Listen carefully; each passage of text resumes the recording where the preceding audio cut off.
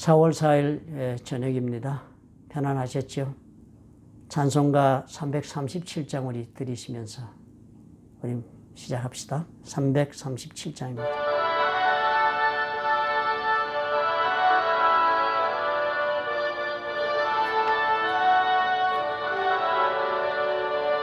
내 모든 시험 무거운 짐을 주 예수 앞에 아뢰이면 근심에 쌓인 날 돌아보사 내 근심 모두 맡으시네.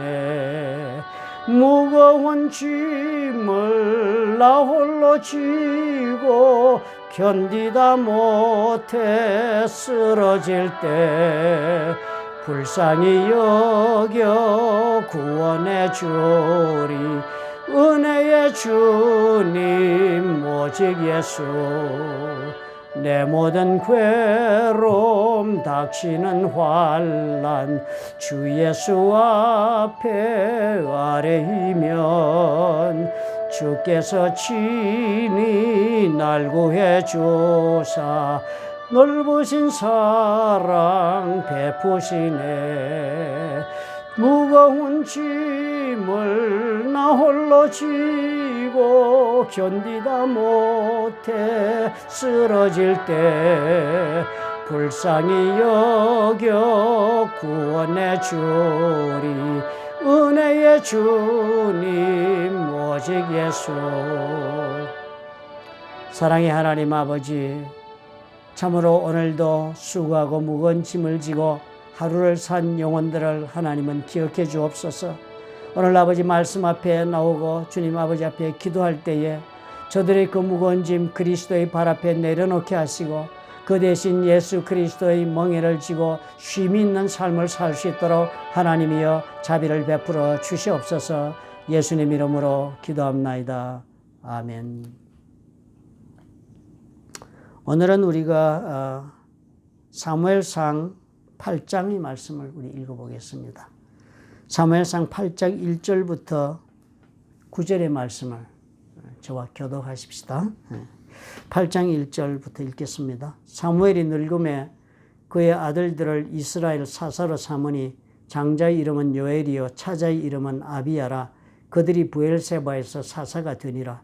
그의 아들들이 자기 아버지의 행위를 따르지 아니하고 이익을 따라 뇌물을 받고 판결을 굽게 하니라. 이스라엘 모든 장로가 모여 라마에 있는 사무엘에게 나아가서 그에게 이르되 보소서 당신은 늙고 당신의 아들들은 당신의 행위를 따르지 아니하니 모든 나라와 같이 우리에게 왕을 세워 우리를 다스리게 하소서 한지라. 우리에게 왕을 주 우리를 다스리게 하라 했을 때 사무엘이 그것을 기뻐하지 아니하여 여호와께 기도하며 여호와께서 사무엘에게 이르시되 백성이 내게 한 말을 다 들으라. 이는 그들이 너를 버림이 아니요 나를 버려 자기들의 왕이 되지 못하게 함이니라. 내가 그들을 애굽에서 인도하여 낸 날부터 오늘까지 그들이 모든 행사로 나를 버리고 다른 신들을 섬김같이 내게도 그리 하는도다. 그러므로 그들의 말을 듣되 너는 그들에게 엄히 경고하고 그들을 다스릴 왕의 제도를 가르치라. 하나님이 그들의 말대로 왕을 세워주겠다고 지금 말씀하시는 구절을 읽었습니다. 사실 이스라엘 백성이 이 가나안 땅에 들어온 것은 뭐 때문에 들어왔다고 그랬습니까? 하나님이 직접 다스리시는 신정 왕국의 백성이 되어 살려고 들어온 것입니다. 그 주변의 모든 나라들은 다 그 당시가 도시 국가 왕들이 다 있었던 그런 시대를 살았습니다. 주변의 모든 경쟁적인 나라들 블레셋이고 가나안의 다른 족속들도 다 왕을 가지고 살아서 그들은 왕의 그 통치하에 그렇게 살고 있었는데요. 이스라엘만 유다 왕이 없었습니다. 이스라엘만한 유다 왕이 없이 사사들이 다스렸습니다. 하나님이 직접 다스리시니까요. 하나님이 그 다스리시는 모든 말씀대로 저들을 재판하고 그리고 경영하는 일을 대행할 수 있는 그런 행정 조직이나 사법 조직의 대변자를 사사를 세웠습니다. 사사는 말은 다른 말로 하면 선생님입니다. 율법의 선생님. 그 당시 하나님 주신 율법을 해석해가지고 옳고 그런 것을 재판해주고 가르치는 사람이 사사입니다. 그러니까 이 사람은 무슨 정치가도 아니요, 군인도 아니고 아무것도 아닌 사람이 선생이죠. 그냥 선생. 사실 선생님들이 대체로 세상 물정도 잘 모르지 않습니까? 그래 사사들이 하나님의 말씀대로만 저들이 가르치고 재판하는 일을 하는 체제 속에 살았습니다. 그렇게 살던 사람들이 오늘 보니까요, 정당한 이유를 가지고 지금 이제 사사제도 그만하고 왕을 좀 달라고 정당한 이유를 가지고 나왔습니다. 그 이유는 뭔가 하니까 사무엘의 아들들이 지금 사사가 되어가지고 두 아들이 지금 브엘세바 이런 데서 다스리고 있는데 이게 하나님의 법대로 따라 제대로 사무엘처럼 하지는 않는 것입니다. 이 두 아들들은 자신들의 이익을 따라 뇌물을 받고 판결을 굽게 했다. 그리고 완전히 타락한 그런 지도자였습니다. 그러니까 이런 일이 생기고 나오니까 그 3절에 그렇게 굽게 하니라. 4절에 보니까 이제 보면은 접두어가 있습니다. 영어로 보면 so 그래서 모든 이스라엘 장로들이 모인 것입니다. 이스라엘 장로들이 그렇게 모여서 그것 때문에 라마에 있는 사무엘을 찾아갔습니다. 그래서 가서 요구한 것이 우리에게 이제 왕을 좀 세워 주십시오. 도대체 우리가 이제는 더 이상 이 사사들의 이 횡포나 이런 데 치여서 살고 싶지 않습니다. 살 만큼 살았으면 이제 그만합시다. 이제 우리도 왕을 세워서 우리를 다스리게 하는 그런 제도를 좀 하나님 앞에서 허락받아 해 주십시오. 이렇게 요구를 했습니다. 그러니까 얼마나 이게 도전입니까? 그죠? 하나님의 애초에부터 세우신 하나님의 계획을 저들이 지금 완전하게 거부하고 새로운 체제를 우리가 요구한다라고 하는 게 혁명적 요구사항입니다. 이런 것이 하나님 앞에 기도하면 이렇게 응답이 된다는 것이 놀랍지 않겠습니까? 하나님은요, 때로는 우리가 이 사람들처럼 하나님이 작정했다가도 우리가 정말 강렬하게 우리가 요구하고 이러면 우리 기도를 들어주시는 경우가 많이 있습니다. 하나님의 그런 뜻이 있는 것입니다. 제가 전에 언제도 말씀드렸죠. 하나님에게는 절대적인 뜻이 있습니다. 그것은 누구도 그 뜻을 변개할 수 없습니다. 하나님이 한 번 세우신 뜻, 그 절대적인 뜻은 하나님이 이 땅에 이제 구원의 역사를 이루시기로 작정하셔서 아담과 하와 이후로부터 하나님이 예수 그리스도를 보내시고 그래서 예수를 믿는 자를 구원하여 이 세상을 다시 건져낼 것을 하나님 대하여 그것을 생각하시고 세우신 구원의 계획이 있습니다. 그 구원의 계획은 하나님이 어떤 누구도 변경할 수 없는 것을 예수님의 기도를 통해서 우리가 보았습니다. 예수님께서 이 잔을 내게서 물러가게 할 수 있으면 해달라고 기도하다가 결국은 하나님의 뜻이 절대로 변경할 수 없는 뜻임을 예수님 아시고는 그대로 하나님 뜻대로 하옵소서라고 순복했습니다. 예수님조차도 기도해서 응답받지 못한 것이 그것 하나지요. 절대적인 하나님의 뜻입니다. 그러나 그 외에는 많은 일들에 우리를 기도하라고 그랬습니다. 예수님도 요한복음에 말씀하셨잖아요. 내 이름으로 너희들이 무엇이든지 구하면 내가 행하리라. 예수 믿는 자들이 예수 이름으로 기도하면 다 들어주신다. 그렇게 말씀을 하신 그런 시대를 지금 우리가 살고 있습니다. 그러니까 우리 삶 가운데 우리가 열심히 기도하면 응답받는다는 거, 그거 우리가 다 아는 것입니다. 그래서 우리가 참으로 기도해서 정말 하나님 나에게 어떤 경우도 이건 해결돼야 되겠다는 문제가 있으면 기도가 모자라면 모자라서 하나님이 안 들어주실 리가 없다는 그런 믿음 가운데 우리가 기도해야겠다라고 우리는 그렇게 삽니다. 그리고 많은 경우에 또 응답을 받기도 합니다. 하나님이 그렇게 허락하지 않은 일인조차도 우리의 기도가 열심이고 정말 열정적으로 그리고 죽으라고 우리가 구하면 하나님이 주실 수도 있다 하는 사건을 오늘 우리가 봅니다. 그렇다고 이 응답이 어떻게 됐으면 이 사람들이 이 응답받은 것이 결코 좋은 응답이 되지를 못했습니다. 하나님께서 말씀하신 대로. 그러면서 사무엘이 다 얘기하지 않습니까? 사무엘이 왕을 요구하는 백성에게 하나님께 주신 말씀을 해주는 거예요. 이제 왕을 세우면 왕의 제도가 이러하다. 너희 아들들 다 데려가서 군인들로 쓴다는 거예요. 병거와 말을 어가게 한다. 병거와 말이 그 당시는 군사시설입니다. 그죠? 요즘 말하면 탱크와 그런 군대 시설을 말합니다. 그런 모든 전쟁하는 물자를 말합니다. 그것을 다 너희 아들들이 가서 관리하고 만들고 다 해야 된다. 뿐만 아니라 너희 아들들이 다 그것을 관리할 뿐만 아니라 전쟁의 그런 군인으로 다 나가야 한다. 또 너희 딸들이 집에서 같이 살 수 있을 것 같으냐. 왕을 세우면 다 딸들도 차출돼가지고 그들이 다 가서 살림 사는 일 다 한다는 거예요. 향료 만들고 요리하고 떡 굽는 자가 되어서 다 왕을 위해서 다 그렇게 불려나간다. 또 그뿐이 아니다. 너희들이 농사지어 생기는 소산의 11조도 다 왕에게 빼앗긴다 이제. 그뿐만 아니라 너희들이 가지고 있는 좋은 것도 11조는 다 빼앗긴다. 그렇게 이야기를 하면서 그래도 하겠느냐. 그랬더니 백성들이 사무엘의 말 듣기를 거절했습니다. 우리도 우리 왕이 있어야 하리니 왕을 주시옵소서라고 얘기를 합니다. 사실 저들은요. 하나님 앞에 기도하는데 지금 보니까 합리적인 이유를 가지고 온 것으로 저희들은 생각합니다. 사사의 문제가 있으니까. 그런데 이들이 사무엘의 말을 듣고 다시 말을 하는 것을 보니까요. 저들이 진정한 이유는 딴 데 있었습니다. 그것이 20절에 이렇게 나옵니다. 우리도 우리 왕이 있어야 하리니 우리도 다른 나라들 같이 돼요. 우리의 왕이 우리를 다스리며 우리 앞에 나가서 우리의 싸움을 싸워야 할 것이니이다. 그래서 우리는 왕이 필요하다. 이렇게 나온 것입니다. 사실이요. 하나님이 다스리시는 나라의 백성으로 사는 것이 이제는 피곤하다는 표현과도 똑같은 말씀을 하는 것입니다. 다른 나라들 보니까 그 왕이 세금 좀 내라면 내고 전쟁에 나오라면 아들 끌려가면 되고 딸 주면 되고 그렇게 왕이 하는 대로 몇 가지 그렇게 하자는 대로 하면 된다. 삶에 좀 구속도 받고 빼앗기기도 한다. 그렇지만 그렇게 하면 그 나머지는 전쟁도 해주고 뭐하고 다 해준다. 왕이 다 해준다는 거예요. 그런데 지금 우리는 뭐냐? 우리는 아무것도 그런 거 안 한다. 그렇지만 하나님이 뭘 요구하시냐? 우리 전 삶의 하나부터 10가지가 하나님 원하시는 대로 살아야만 우리가 보함을 받지 않느냐 하는 것이 저들의 가슴속 깊이 깔려있는 불만의 요인이었습니다. 그게 싫었던 겁니다. 이 사람들이. 사사시대 보면 이게 나오지 않아요? 사실은 보면 저들이 왕이 있고 이제 왕이 있는 나라들이 전쟁이 들어와서 피해를 보고 하는 것은 늘 그런 일이 벌어진 건 아니었습니다. 사설을 세워두고 저들이 하나님을 잘 찾고 말씀대로 살면은요 결코 외적이 침입하지 않도록 하나님 하셨습니다. 그런데 하나님을 떠나 살고 죄짓고 계명을 어기고 서로 반목하고 하나님 나라의 백성답지 못하게 사는 일이 극도로 심해지게 되면 하나님 어떻게 했습니까?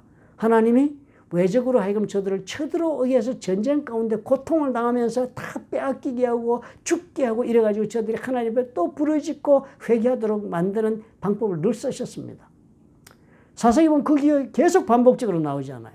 그러니까 이 사람들이 이것이 싫다는 것입니다.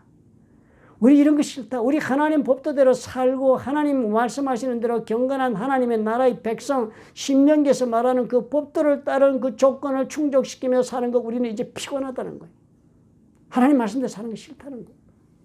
그러니까 그것이 그들의 마음속에 지금 깔려있는 우리는 다른 나라처럼 살고 싶다. 하나님 나라 백성이 아니고 우리는 다른 나라 백성들처럼 살고 싶다. 그러니까 왕을 주옵소서. 그랬는데 하나님 덜컥 그 기도를 들어주신 것입니다. 그래서 그 다음 고생 얼마나 합니까?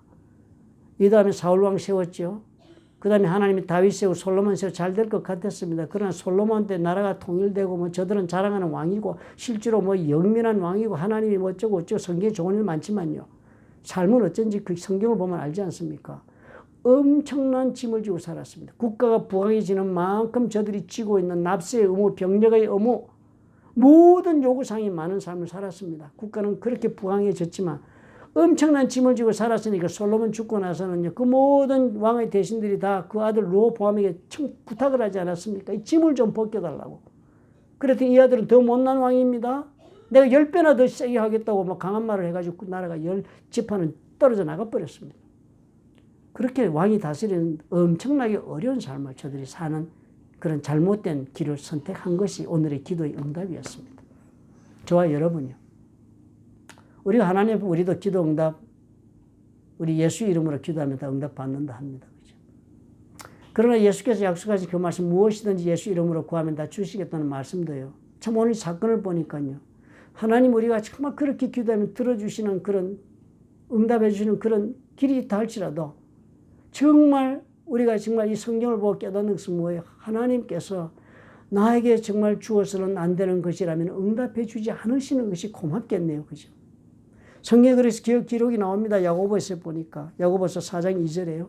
너희가 얻지 못하면 구하지 아니하기 때문이다. 기도해라. 그러면 주신다. 그렇게 적었는데요. 그 다음 절 4장 3절에는 이렇게 적습니다. 구하여도 받지 못하면, 기도해서 받지 못한 게 우리 많지 않습니까?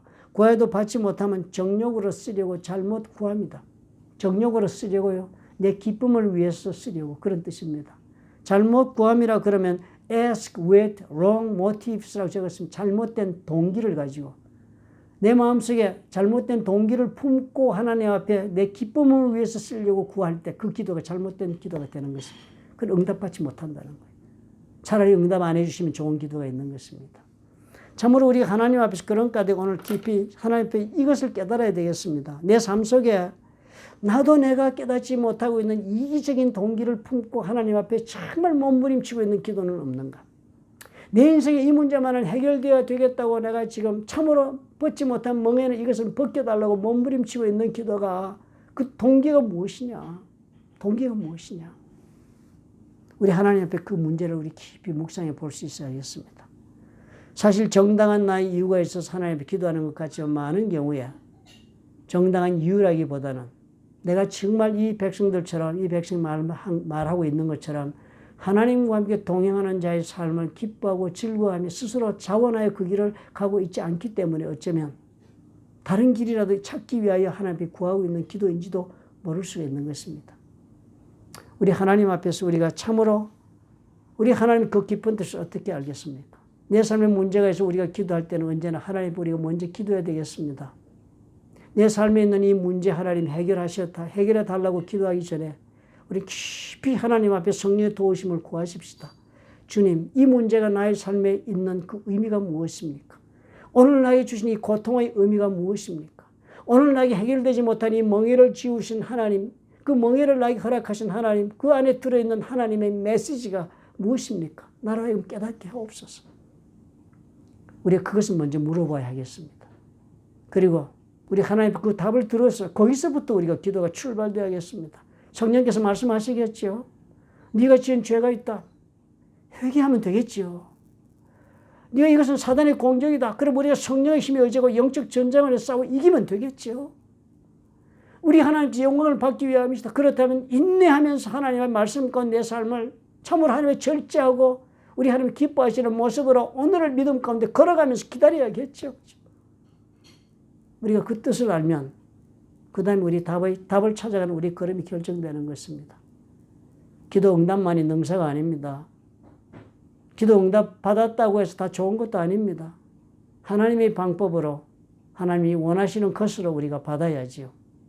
우리 하나님의 뜻을 우리가 먼저 물으시는 기도가 선행될 수 있다면 지혜로운 기도가 되겠습니다. 우리의 고통은 심하고 어려운데 그런 시간적 여유나 감정적 여유가 없다고 우리는 생각하기 쉽습니다. 그러나 매사에는 뜻이 없는 일이 없다고 우리 주님 말씀하지 않았습니까? 아무리 급한 일이고 아무리 오늘 내가 감당할 수 없는 그런 지점까지 밀려왔다 싶어도 우리 하나님 앞에서 오늘은 이 생각을 해봅시다. 잠깐 멈추어서서 왜일까? 왜 하나님은 나에게 이 문제를 허락하고 계실까? 그 의미를 우리가 발견할 수 있으면 우리는 훨씬 더 우리 하나님 앞에 갇혀갈 수 있겠습니다. 기도하겠습니다. 좋으신 아버지 하나님 감사합니다. 우리에게 주님의 용기를 주셔서 자신을 먼저 성찰하는 일을 허락해 주옵소서. 성령님 도와주시옵소서.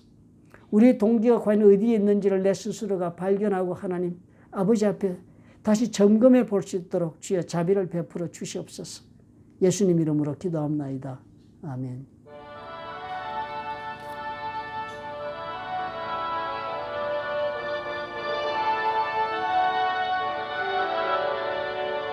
내 모든 시험 무거운 짐을 주 예수 앞에 아뢰이면 근심에 쌓인 날 돌아보사 내 근심 모두 맡으시네.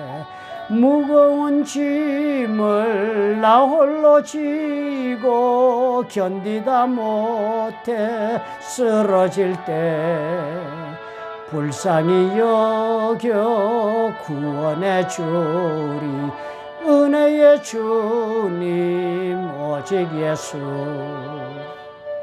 사랑하는 성도 여러분, 우리가 삶에 고난이 없는 자가 누가 있겠습니까?